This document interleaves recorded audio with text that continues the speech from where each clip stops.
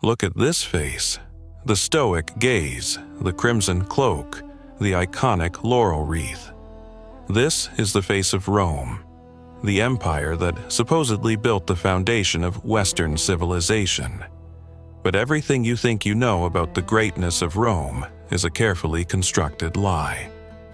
Imagine a detective walking into a crime scene where the thief didn't just take the gold, but replaced the family photos, repainted the walls, and claimed they built the house from scratch. That thief was Rome. And the victim? A civilization so sophisticated, so opulent, and so terrifyingly powerful that the Greeks trembled at the mere mention of their name. They were the Etruscans.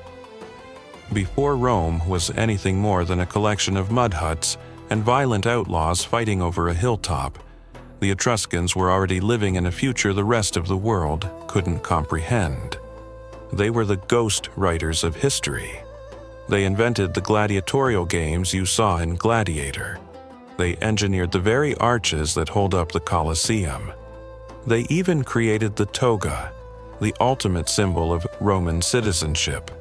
Yet, if you look at a history book today, they are a footnote, a mystery, a shadow. Why? Because Rome didn't just conquer them, they systematically erased them. They burned their books, silenced their language, and paved over their cities. But Rome made one fatal mistake. They couldn't erase the DNA of the culture they stole. Today, using advanced AI reconstruction and the latest archaeological breakthroughs, we are pulling the veil back. We are traveling 2,500 years into the past, specifically to the year 520 BC, to the blinding, opulent zenith of the city of Tarquinia. You are about to experience a society that operated on cosmic laws, commanded the seas with a black-holed navy, and treated women with a level of equality that scandalized the ancient world. But as we step into this golden age, a chilling question remains. How does a superpower this dominant vanish so completely that we can't even translate their language today? To find the answer, we have to follow the money, the blood, and the secret hidden beneath the soil of Italy. The year is 520 BC. While the hills of Rome are still clogged with the smell of wood smoke and the sound of bleating sheep, you are standing on the fortified limestone plateau of Tarquia, known to us as Tarquinia. From this height, you look out over the glittering Tyrrhenian Sea. The Greeks didn't just name this water after the people who lived here. They named it in a state of fearful, absolute awe. You aren't waking up in a hut. You are waking up inside a sprawling, meticulously engineered domestic domus. Look up. The roof slopes inward with mathematical precision, funneling the morning dew and the seasonal rains through a central opening, the compluvium, directly into a beautifully carved stone basin in the center of your hall, the impluvium. Centuries later, the Romans would borrow this exact architectural layout and claim it as their own masterpiece. But here, in 520 BC, it is already perfected. As a zealoth, a supreme magistrate and maritime aristocrat, your morning routine is a display of global dominance. You don't wear the drab, uncolored wool of the Spartans or the early Latins. You despise the mundane. You dress in a finely woven tunic dyed in colors so vivid they seem to vibrate. Over your shoulders, you drape the tabena, a heavy semicircular cloak with a striking, deep purple border. Take a good look at it. This is the direct, undeniable ancestor of the Roman toga. You slide your feet into calce repandi, highly fashionable leather shoes with exaggerated, sharply pointed, upward curving toes, a style imported from the exotic East. You are a walking billboard for an international cosmopolitan superpower. But where did this staggering wealth come from? How did a single city on a hill command the economy of the entire Western Mediterranean? To understand that, we have to leave the luxury of the plateau and descend to the shoreline, where the air smells of salt, cedar, and something far more dangerous. The secret to Etruscan power wasn't just in their architecture, it was in the black terror that haunted the waves. When you walk through the Forum in Rome today, you are walking on a ghost. Beneath the marble and the monuments lies the true foundation of the empire, and it is stamped with Etruscan fingerprints. Historians often call Rome the master of engineering. But Rome was actually the apprentice. The most iconic symbol of Roman architecture, the arch, was an Etruscan perfection long before the first Roman stone was laid. While the rest of the world struggled with post and lintel structures, simple horizontal beams that would crack under too much weight, the Etruscans mastered the physics of the keystone. They realized that by curving the weight, they could build bigger, higher, and stronger. Take a look at the Porta all'Arco in Volterra. It has stood for over 2 millennia, a testament to a level of structural integrity that Rome simply inherited. This wasn't just construction, it was the birth of the Western skyline. But their genius wasn't just in what you see above ground, it was in what they hid beneath it. If you want to build a city for millions, you need more than temples. You need to manage the waste. Under the orders of the Etruscan kings who ruled early Rome, the Cloaca Maxima was constructed, the greatest sewer. It was a massive, vaulted tunnel that drained the marshy valleys of the city into the Tiber River. Without this Etruscan plumbing, the Roman Forum would have remained a swamp, and the Roman Empire would have died of disease before it even began. They paved the streets, they organized the city into a grid, and they gave Rome its first fortified walls. They didn't just build a city, they provided the blueprint for a global superpower. Rome was the vessel, but the Etruscans were the ones who built the engine. They felt invincible, protected by their stone walls and their mastery of the earth. But as we are about to see, knowing how to build a sewer doesn't protect you from the shadows. The very structures they built for Rome would eventually be used to imprison their own history. But for now, the Etruscans weren't looking at the land. They were looking at the sea. By 7 a.m., you leave the high plateau of the city. You don't walk. You ride a horse-drawn bronze-panel chariot down the sloping paved roads toward the coast. Your destination is Gravisca, the roaring, incredibly lucrative port city of Tarquinia. As you approach, the sound hits you first. The rhythmic thumping of oars, the shouting of sailors in 10 different languages, and the smell of cedar resin and hot iron. The harbor is a forest of masts, but your eyes are drawn to the specialized fleet, the black-hulled Etruscan warships. To the Greeks and the Phoenicians, these ships are the stuff of nightmares. In the history books written by Athens, they call the Etruscans ruthless pirates. But that is a lie born of bitter jealousy.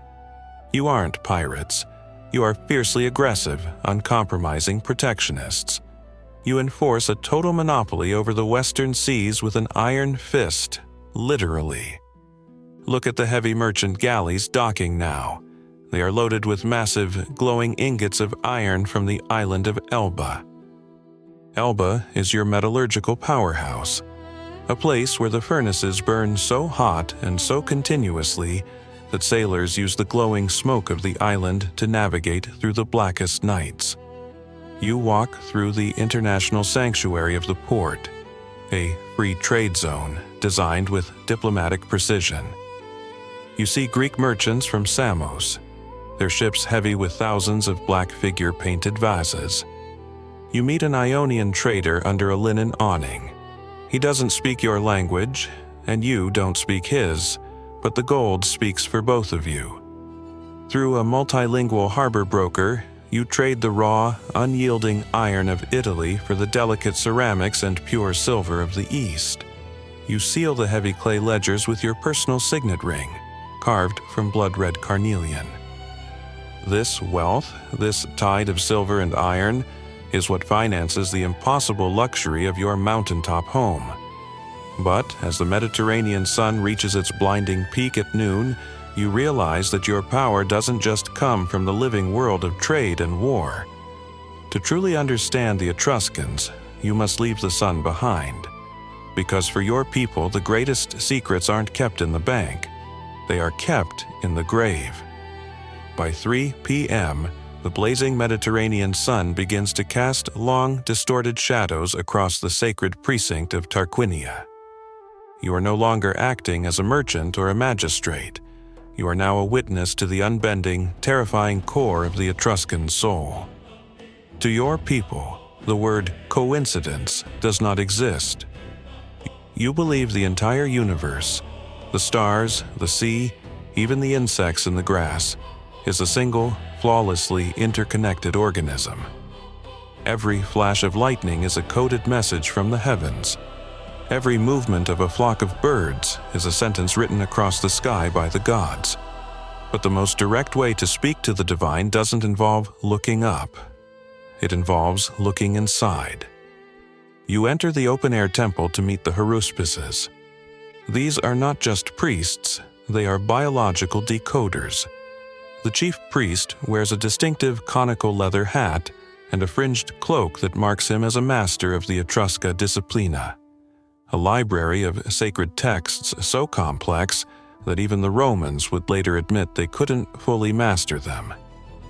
Beside a stone altar, a sheep is sacrificed. But the priests aren't interested in the meat. They are looking for the map of the gods. The haruspix carefully extracts the animal's liver. In his other hand, he holds a small, incredibly detailed bronze model, known to history as the liver of Piacenza. This bronze object is a cosmic cheat sheet, divided into dozens of specific zones, each ruled by a different, often volatile, deity. The priest reads the real, wet liver like a sacred scroll. He looks for a slight discoloration here, a swollen lobe there, or a missing head on the organ. To the Etruscans, the liver was a biological mirror of the heavens at the exact moment of death. The atmosphere is thick with fatalistic tension. The priest's hands are stained crimson as he looks at you with a hollow, haunting gaze. He informs you that the boundary deities are agitated. The omens suggest a saculum, a cosmic era, is coming to a violent end. The blood is telling a story of disruption brewing from the south. You know exactly what he means. To the south, the Latin population of Rome is growing restless, like a trapped predator waiting for its moment.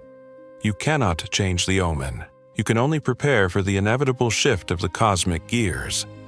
But as the sun begins to set, the heavy burden of prophecy is set aside for something even more radical.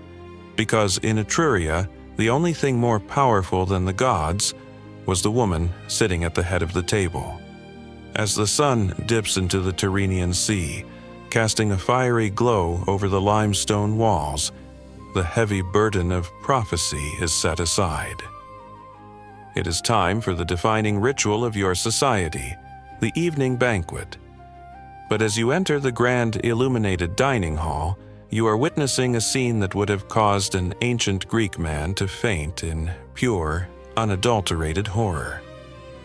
In the contemporary cities of Athens or Sparta, elite women are treated as perpetual minors. They are locked away in the back rooms, forbidden from the public eye, and strictly barred from attending political banquets. To the Greeks, a respectable woman is invisible. But here in Tarquinia, look at the dining couch beside you. Reclining right there, sharing the exact same status and drinking from the exact same luxury cup, is your wife. Etruscan women were the scandal of the Mediterranean. They didn't just attend parties, they dominated them. Your wife is highly educated. She can read and write. She retains her own family name, a concept completely alien to the Romans. She owns her own massive, profitable estates and manages her own wealth. As the wine flows, she isn't sitting quietly in the corner. She is openly discussing the iron trade, the shifting politics of Rome, and the movement of the naval fleets. She wears an exquisite, heavy gold necklace with granulated pendants so fine they look like dust, and her hair is braided with amber imported from the far-off Baltic. The Greek historians wrote furious, malicious accounts of your people, claiming Etruscan women were wildly immoral and out of control. But their anger was actually a mask for a deep existential fear. They were terrified of a society where women were seen as individuals, not property. By allowing women to hold power and knowledge, the Etruscans built a society of unprecedented stability and intellectual depth. But this radical equality created a target on their backs. To the rising hyperpatriarchal power of Rome, the Etruscan way of life wasn't just different. It was a threat to the natural order of the world. And as the music of the double flute fills the air, you realize that the most beautiful parts of your culture might be the very reason the world wants to destroy you. Because the party is about to move from the dining hall to the grave. By late afternoon, you leave the bustling streets of the living and walk toward the eastern ridge of the city. You are entering the necropolis of Monterozzi, the city of the dead. Before you lies a sprawling, silent metropolis of thousands of massive, grassy burial mounds, or tumuli, stretching toward the horizon like the waves of a green sea. But for the Etruscans, death was not a dark, miserable, shadowy underworld like the Greek Hades. To you, death is simply the continuation of the ultimate, joyous banquet of life. You walk down a steep, narrow flight of stairs carved directly into the solid limestone bedrock. As you step into the cool, subterranean darkness of your family's tomb, the air changes. It smells of damp rock and wet plaster. Flickering oil lamps illuminate the walls, revealing a sight that defies every modern concept of a cemetery. You are inspecting the work of a master fresco painter. He stands on a wooden scaffold, applying colors so incredibly vibrant they seem to glow in the dark.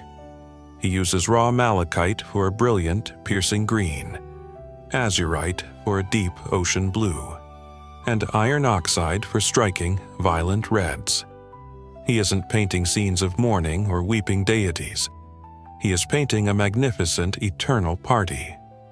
On one wall, a musician plays the aulos, the double flute, while a dancer in a diaphanous, brightly checkered robe leaps through the air in a moment of frozen ecstasy. On the back wall, two massive, stylized leopards face each other, acting as the fierce protective guardians of this afterlife. You are building a permanent, indestructible pavilion for your soul. You pay the artist in heavy silver pieces, ensuring that when you finally close your eyes for the last time, you won't awaken to darkness.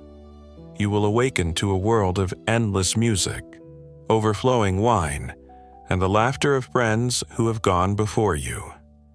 It is a beautiful, comforting vision of eternity. But as you climb back up into the fading sunlight, the air feels heavier.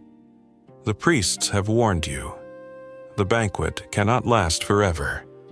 Because while you are painting your walls with scenes of joy, a few dozen miles to the south, the sound of sharpening swords is beginning to drown out the music of the flute. The prophecy is about to come true. The year is 509 BC, and the atmosphere in central Italy has turned toxic. The haruspices were right. The cosmic era is shifting, and it's doing so in the most violent way possible. To the south, the city of Rome is currently ruled by an Etruscan king, Tarquinius Superbus, Tarquin the Proud. Under his reign, Rome has been transformed from a shepherd's outpost into a world-class city. He's the one who completed the great temples and the massive sewers we talked about. But Tarquin is a tyrant, and the Latin population of Rome is tired of being the junior partner to their sophisticated northern neighbors. The spark that ignites the funeral pyre of the Etruscan era isn't a battle or a treaty. It is a scandal. According to legend, the king's son, Sextus Tarquinius, commits a horrific crime against a noble Roman woman named Lucretia.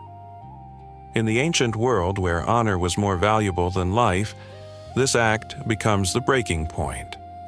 Lucretia's tragedy becomes a political weapon. A nobleman named Brutus, whose very name means the dullard, a mask he wore to survive the tyrant's court, stands over her body and swears a blood oath. He doesn't just promise to kill the king, he promises that Rome will never again be ruled by a king, especially not an Etruscan one. The rebellion is swift and brutal. The gates of Rome are slammed shut. The Etruscan elite are expelled, their property seized, and their symbols of power, the purple robes and the ivory thrones, are kept by the Romans as the spoils of a new republic. Tarquinia and the other Etruscan city-states watch in disbelief. They expect this Roman republic to collapse in weeks. They think these Latin upstarts are just peasants playing at politics. They are wrong. Rome hasn't just kicked out a king, they have discovered a new, terrifying energy: nationalism. For the first time, the student is ready to kill the teacher. The Romans have used the Etruscan blueprint to build their walls and their weapons, and now they are pointing those weapons north. The march has begun, and the Great Erasure is no longer prophecy. It is a military strategy. But as the Roman legions prepare for war, the Etruscans find themselves paralyzed by their own obsession with fate. They believe their end is written in the stars. But is it possible they are letting it happen? The systematic erasure of the Etruscans wasn't a single lightning strike. It was a slow, agonizing suffocation that lasted 3 centuries. Rome didn't just want Etruscan land, they wanted their soul. As the Roman Republic expanded, they besieged the great city-states one by one. The fall of Veii in 396 BC was the beginning of the end. Roman generals didn't just loot the gold, they dismantled the very identity of the people. They took the Etruscan gods and gave them Latin names. Tinia became Jupiter. Uni became Juno. They took the rituals, the architecture, and the laws, and then they did something far more permanent. They silenced the tongue. The Etruscan language is a linguistic orphan. It isn't related to Latin, Greek, or any known Indo-European language. By the time of the Emperor Claudius, who was the last person known to be able to read it, the language was already a ghost. Today, we have over 13,000 inscriptions. But because the Romans destroyed the Etruscan history books, we can only read fragments. We have the alphabet, but we've lost the heart of the message. The teacher was murdered, and the student burned the evidence. But as the last Etruscan city fell, a strange thing happened. Rome thought they had won, but they didn't realize they were already haunted by the ghost of the people they tried to forget. Rome won the war of swords, but they lost the war of culture.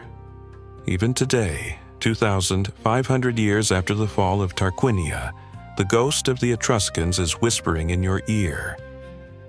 Every time you write the letter A or Q, you are using a modified version of the alphabet they perfected. When you use the word person, you are speaking the Etruscan word versu.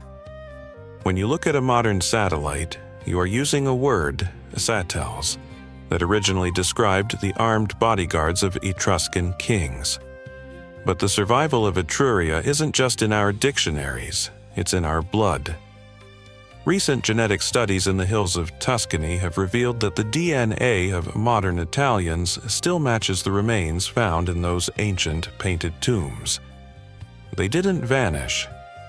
They just changed their names. The next time you see a triumphal arch, a stadium filled with cheering fans, or a leader draped in the symbols of power, don't just think of Rome. Think of the people who taught the world how to be grand. Think of the maritime superpower that saw the universe in a sheep's liver and treated their wives as equals.